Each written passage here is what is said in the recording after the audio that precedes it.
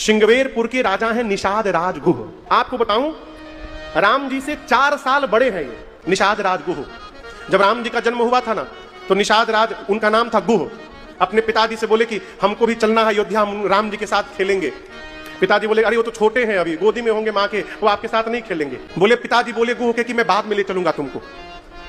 तो राम जी जब गुरुकुल से पढ़कर आए तो महाराज ने उसकी भव्य यात्रा निकाली, शोभा यात्रा अयोध्या में। विशाल यात्रा की घोषणा हुई कि अमुक तिथि को चारों राजकुमार गुरुकुल से पढ़कर आएंगे और उनकी शोभा यात्रा निकाली जाएगी। गुह को पता चल गया, निषाद राजगुह को। उस समय राम जी की अवस्था 11 साल की थी, तो गुह की कितनी होगी? 15 साल की। गुह सोचे कि राम जी पढ़ करके आ रहे हैं, अब देखने का अवसर मिल जाएगा, तो सोचे मैं भी जाऊंगा वहां।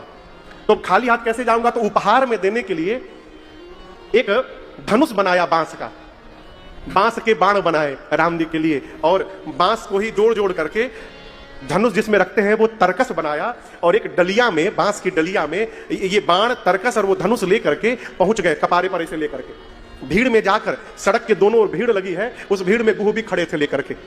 राम जी चारों भाई रथ पर विराजमान है, पूरी प्रजा पुष्प की वर्षा कर रही है। सिक्योरिटी वाले, जो पुलिस वाले, जो भी सिक्योरिटी सुरक्षा कर्मी थे, वो सड़क के दोनों तरफ खड़े हैं, लोगों को रोक के रखे, कोई भीतर न चला जाए।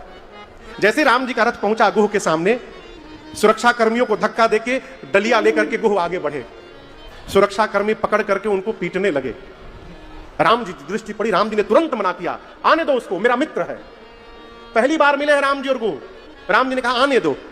लोग सोचे राम जी के मित्र हैं, सबने आदर पूर्वक आगे किया। राम जी रथ पर चढ़ाए, और रथ पर चढ़ाकर राम जी की दाहिनी ओर लक्ष्मण जी हैं, बाईं ओर भरत जी हैं, भरत जी के बाद शत्रुघ्न जी हैं। भगवान ने भरत जी को और पीछे घसका करके अपने बगल में गुह को बिठा दिया।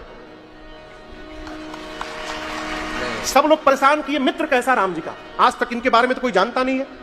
अब वो एकदम दीनहीन अवस्था में गुह डलिया लेकर के राम जी को दिए, बोले मित्र, आपने हमको मित्र कहा है, हम आपके लिए उपहार ले आए हैं।